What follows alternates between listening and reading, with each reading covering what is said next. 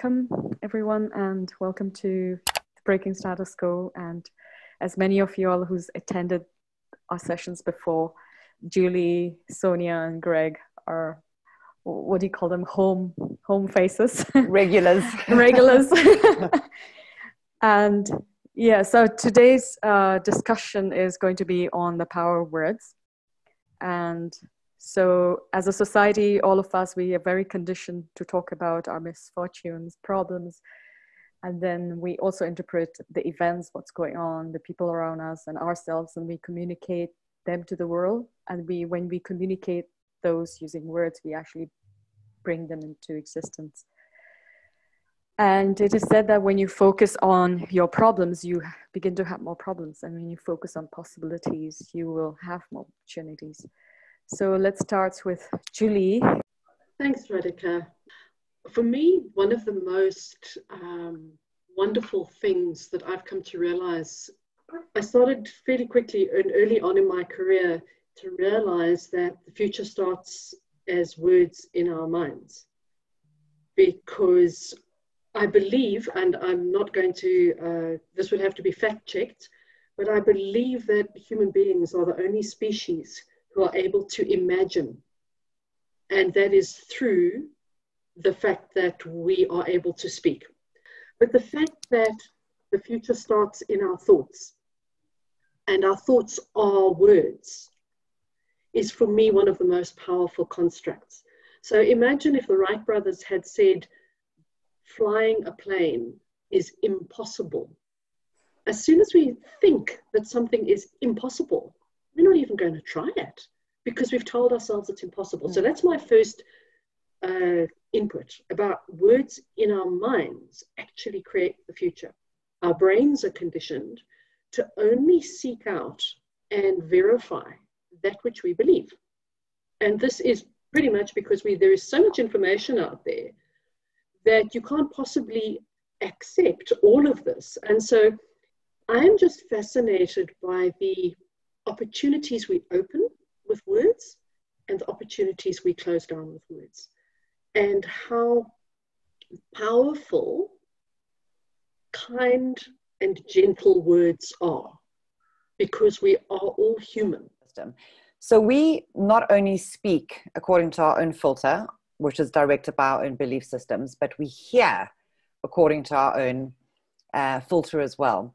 And now we see the breakdown in communication from even the communication that's happening in your own head. So from a very personal level, we've all got these different moving parts within us. We've got the very conscious, very logical part of ourselves. We've got the subconscious, we've got the fears, we've got the memories, we've got, exactly like Julie said, our future imaginings. We've got all these little parts within ourselves that communicate with each other. And then, of course, we translate that outside of ourselves. So we communicate with our loved ones, with our work colleagues, with the broader world, etc. And all of that whole system is being filtered and structured according to our own kind of health and our own viewpoint and perspective of the world. So what words were saying, and just to kind of rephrase what Julie was saying, is that words make our intention manifest. They've literally got, what's that saying? Sticks and stones may break my bones, but words will never hurt me. I think that's completely reversed. Words have the power to propel or to absolutely crush. The different forms of communication we also have to look at. So you have obviously verbal communication, written communication.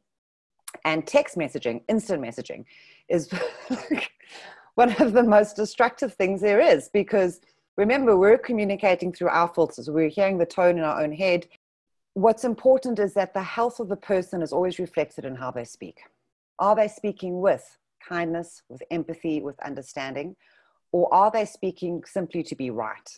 You know, very few people have the skill, and I think speaking and listening is very much a skill, and they don't have the skill to hear beyond their own triggers. I think one of the things I often say is we only believe that which makes us happy. Okay, and this means that we don't want to hear something that is contrary to our existing truth.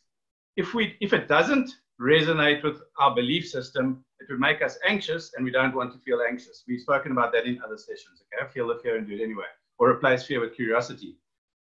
Then I want to dial it back a bit, right down to why was language created?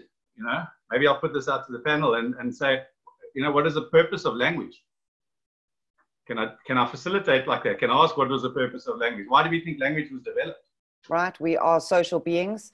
We find purpose through connection. And I would imagine that the means for communication, the birthplace of communication, was an extra form of expression. But the human being is quite complex, because not only do we need to connect, but we also need to connect with those that mimic and reflect our belief systems, right? Which is why we have the cultures and the little groups and we all ascribe to this belief and we all ascribe to that one. So we also want to connect in with where we feel safe, exactly what you're saying, Greg, about that unconscious bias. We don't want to feel excluded. We don't want to feel that we're different, because all of these things are threats to our survival, and it's threats to our ability to connect to another person. Also the need to differentiate then for protection. Yeah. So it's both and. So it's both connection and differentiation. That's how I would imagine it. It's not like it was a thing. Again, haven't studied this, so I would imagine it wasn't a conscious thing, that it came out of the evolution of our what's it, the prefrontal cortex. It was supposed to allow us to evolve, to increase our knowledge, to be able to share knowledge. Even if we go back to mythical stories of having to destroy language and give everyone different languages again because we got too clever. So language was supposed to make us cleverer. So, instead of drawing a picture of how to go hunt the woolly mammoth, we could actually tell someone, and then we learned how to write it. So language was developed for this. However, language also caused a huge amount of confusion, and it became quite destructive, or based on the fact that our interpretation of language and words is extremely important. Our bodies do not know the difference between reality and imagination, because our body, let's not get too deep here, but our bodies can't think. Okay, so if your brain tells them something, if you say there's lying in bed and there's a burglar outside, your heart's going to race, you're going to freak out because you've instructed the body. So the body just responds. So if we do not identify or become more conscious or more mindful of where our head is at, we're constantly feeding ourselves a whole lot of possible nonsense, creating a whole ripple effect. Everyone was talking about the external world, but I was thinking more in terms of the internal world, because it starts with the internal world and then from the internal world into the external world. So, and you just have to delve half an inch into quantum physics, and you can start to see how truly words contain energy. When you think from a quantum physics perspective, a scientific perspective, everything is energy. We are just bundles of energy that we happen to be able to perceive in a particular wavelength, And so words, everything has an energy. And that brought me to, I'm sure people have seen, both the water experiment, yes, the rice experiment. The water experiment was where and I don't remember the chap's name, where words were spoken to water as it was freezing, and then looked at under a scanning electron microscope. And the ice formations, when hateful words were spoken, were all jagged and broken and skewed. And then gentle words and kind words and loving words, the structure of the icicles was circles and, Fibonacci series and really rounded forms. I'm getting goosebumps. And then the rice experiment was, I think it's 2 sets of rice, exactly the same, and 1 cup of rice in water was spoken to only with harsh and unkind words, and the other cup of rice was spoken to with only loving and kind words. And at the end of, I think it was 2 weeks, don't quote me, the loving rice was perfect. It was still completely okay. The cup of rice that had been spoken to harshly, the photographs are, it's black, it's gray, it's got fungus growing in it, it's being destroyed. And that's why I agree with you, Sonia, that little saying, sticks and stones, is so wrong. And a lot of the trauma that kids experience, it's based on words and the emotions that those words bring up, which of course then programs those children. All of us, we've all got that pre-programming, and whether it was a positive experience or a negative one, that's how we then view the world, until we choose then to, Greg, as you said, it's that internal world that we need to look at. And I truly believe that that's the foundation of all the mindfulness work that's being done now, all the mind-body connection, and this looking at ourselves as a complete system within these greater systems, connected as human beings by communication, including words. And what's really interesting, that Julie bringing up the experiments, is that both of them were conducted in water. And as you know, water is a conductor. So now we look at our cells, which of course are made up primarily of water, and how, so, you know, we're talking about the health of words and with children. So we took a look at disease. And disease is dis-ease. So when your body is not functioning properly, and of course there's other factors, what you're putting into it, if you abusing it in terms of bad food and alcohol and all the rest, but the actual cellular health of your being is also very much determined about the quality of your thoughts, because of course that is energy, and that is how you are shaping the molecules and instructing. You know, Greg, you're saying your mind instructs the body in how to function and what to do and how to respond. All of us have triggers. Okay, we've all got wounds that we have to deal with, and the unhealed wounds are triggered a lot. Okay, and we all know when our buttons are pushed, we respond, you know, with an immediate emotional reaction. And now we have the ability to put that emotional reaction into play, to take that pain that we're feeling and to immediately put it out into somebody else, because of course we don't like to feel it ourselves. You know? So one of the simplest ways around the self-control story that I've often shared, or I remember reading about, is to simply think of a traffic light, the red, yellow, green, and the red being stop and listen, and then the yellow being think, okay, and then respond. And that's a lot slower, but we are so impulsive or reactive, like you said, because of our own wounds, etc. I just want to humbly disagree with Sticks and Stones that words can never harm me. Many, many years ago, when I was interested in understanding curses and all these kind of things and how a curse can be effective, but you have to accept the curse. If you reject the curse, then they can't harm you. If you accept it or integrate you. So unless you haven't, if you've been trained to reject it, if you are a young kid, normally before the age of 6, we've got all these implants and programs that are given to us by our teachers and bullies and all sorts of stuff. So we are programmed normally before the age of 6 or 7, because you're so vulnerable. Someone can say something very simple to you and it gets programmed.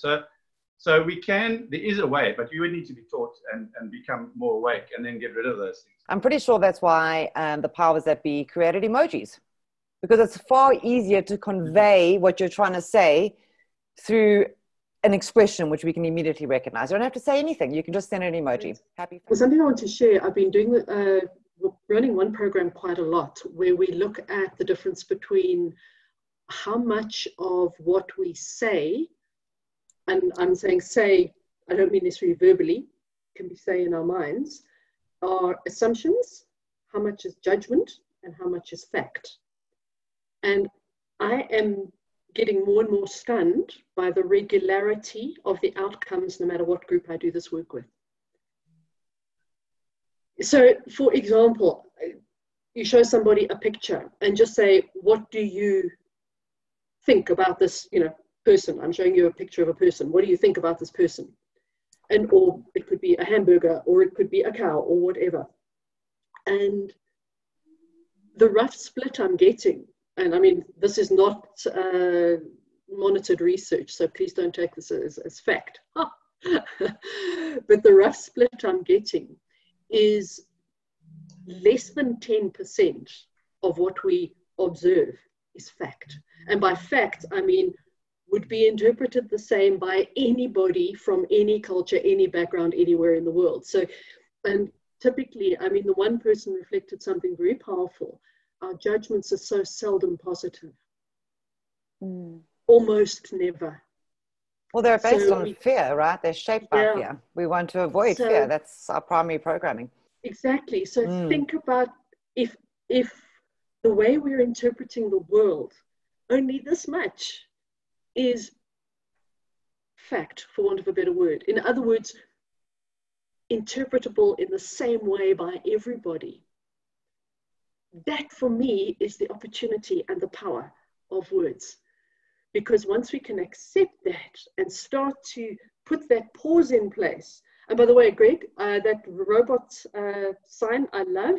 One of the ways I use with clients is the rule of 3, you know, before you respond. So in that moment between reaction and response, breathe in for 3, breathe out for 3.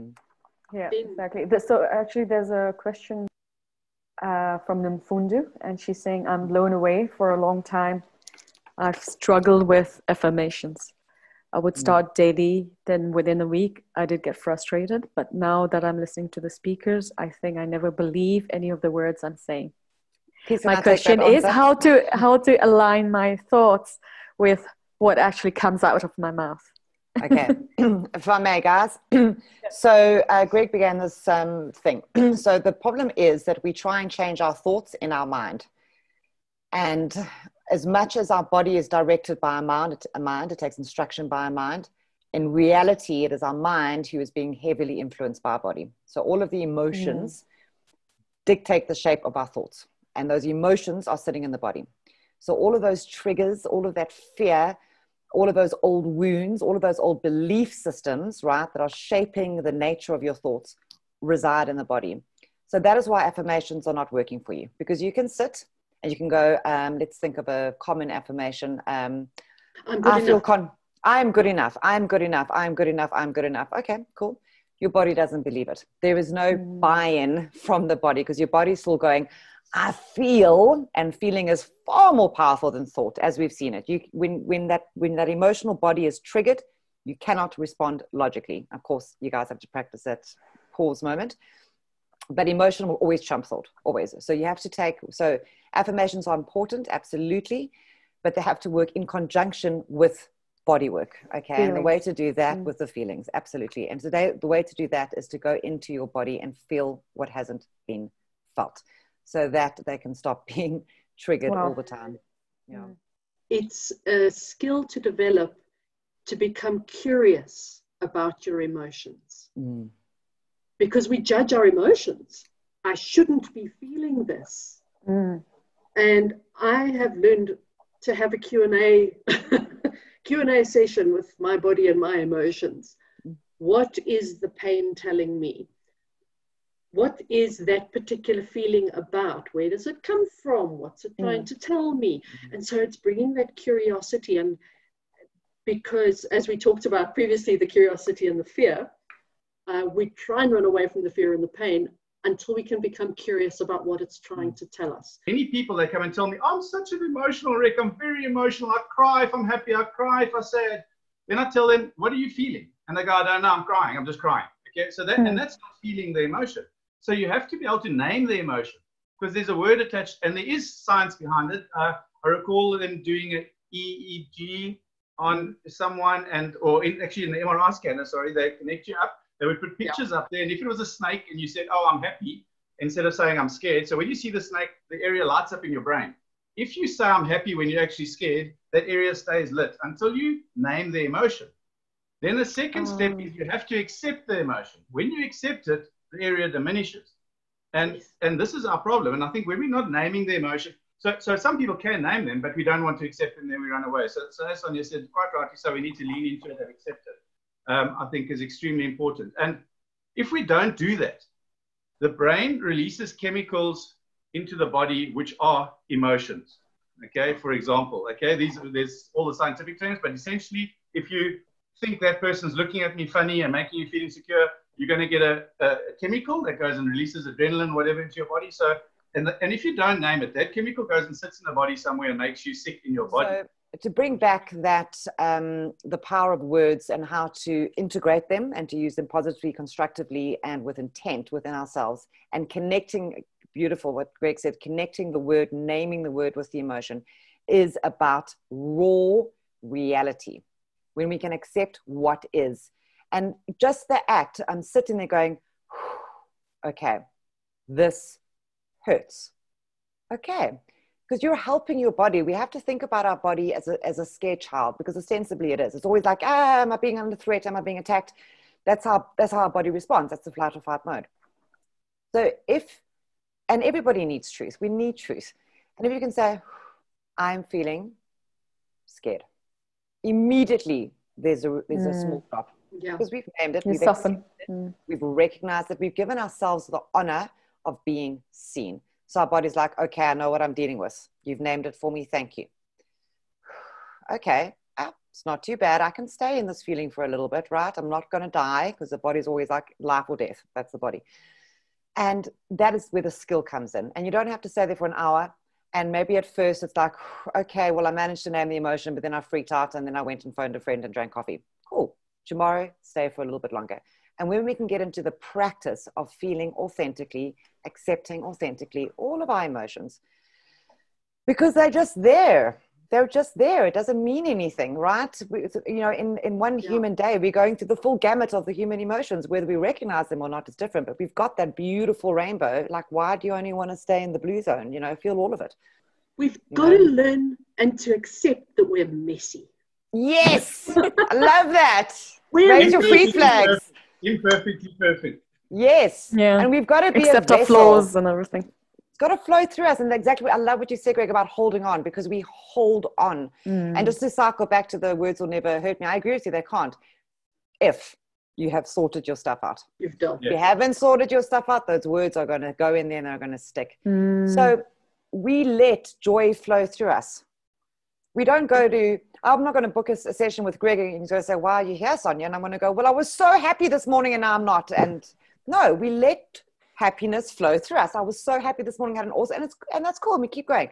But the uncomfortable emotions, I was going to say bad, but the uncomfortable emotions comes in and we dam it up. We stop it. Of course it's going to get stuck. And of course it's going to start influencing our thoughts, our relationships, our self-worth. Of course it is. It's got nowhere to go. It's just going to come here. So we've got to let everything flow through us. Don't hold on to it.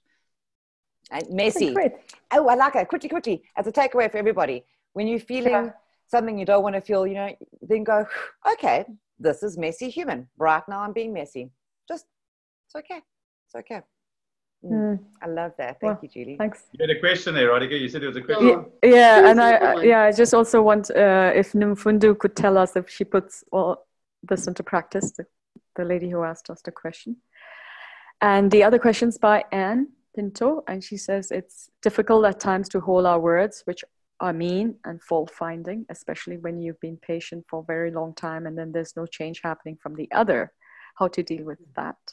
I meditate regularly and I'm following spirituality, but it's tough at times. I have the biggest problem with, don't know why, I have the biggest problem with my almost 13-year-old. I wonder if it's karmic.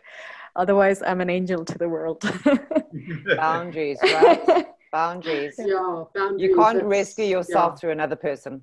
Yeah. But one of the things I was going to say, I think all of us have this external locus and we try and sort of control the environment when we have to go back to ourselves. And essentially, and this is quite nice because it brings it back to what we're discussing, the only 4 things we can control is our thoughts, our feelings, our actions, and our words, what comes out of our mouth. No one has control. Unless they've got a gun to your head or you're in a straitjacket, and if you don't, then you need to learn how to. But those are the only 4 things we have. And if we can control that in our environment, and I think this is what Sonia said earlier on, with trying to understand that I'm not my thoughts and feelings, but there's a me, okay, that can utilize my brain, I can utilize my body, and I can utilize the emotions. But when we let our brains control us, and often I talk about the back of the brain. So when we're using future or past, it's always the back of the brain and the memories, and that's our implants and stuff. Then your brain's using you. And I don't know however you want to explain you as a consciousness or soul, higher being, higher self.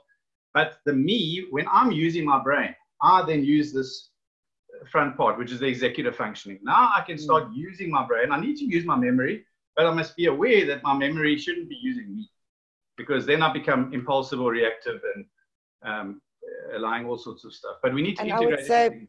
I would say for Anne, I think the reason you're struggling with your son is whatever the situation is, he is reflecting a trigger within you.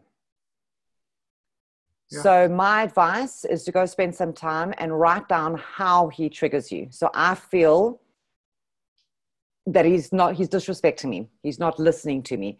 I feel out of control. So write down all the ways in which he's triggering you, right? And then it's not for him, right? You're the mature adult here. It's for you to go within yourself and heal those wounds. because that's why you're being triggered. That's why you can't stop that emotional verbal response with him. So whatever the situation is, his behavior and his response to you is triggering your stuff. So you need to get clear about what that stuff is and work with that. Yeah, and I think without trivializing it at all, and a 13-year-old son is going to be pushing your boundaries like nothing, because he's working out who he is. Yeah. And just to reflect on a couple of words you used there, you said you're meditating and practicing spirituality, but it's tough. And I just want to take what Greg said. Yeah, we're practicing meditation, we're practicing spirituality, and it is still tough. Those things don't mean it's easy. I think most psychologists and spiritual teachers all say, things are going to get worse before they get better, kind of thing. So keep practicing it, and it'll be tough, and it will be better at times. So that's this messiness, and incorporate the feeling into your meditation. Yeah, and don't leave the body out. Incorporate the body into the meditation. And be kind to yourself. But start your day on something that's uplifting, that you verbally say out loud. Something to the effect of, I always know that I'm going to do my best. Right? That leaves it open. You don't have to be perfect. You don't have to do this, whatever it might be for you. And if you want to do a little experiment, I love this experiment, is go to a mirror, look yourself dead in the eyes in the mirror, and out loud say, I love you. Very few people can maintain eye contact with themselves while saying that. So that's a very cool little practice in the morning. In the morning, look in the mirror and go, I love you. Right? Start your day with love. Just to add to that, Sonia, in one of the courses I did, and I've never done it because it felt so cheesy, but I've explained to a few of my clients to do it, and the response has been phenomenal. So other than saying, or on top of saying, I love you, looking in the mirror, is to give yourself a hug. Yeah. Oh, yeah, self-soothing. I self-soothe all the time. Self-soothing. The response has been phenomenal. It really does feel nice to hug yourself, because we don't do that. And that's just, again, another topic, Radhika, because it's a great idea about compassion. And we always self-compassion, but to be self-compassion. That's extremely important. Yeah, all of us find it very easy to give love, not so easy to receive love, right? And if we want to receive love, that's how we start shifting. Thanks, Radhika. Wonderful. Wow, so great, it went so amazing. so fast. We could have spoken for another 3 hours, right? Yeah, this is such an amazing topic. Thanks everyone for watching, and we'll summarize this video and we'll share it, and you can share it with your friends.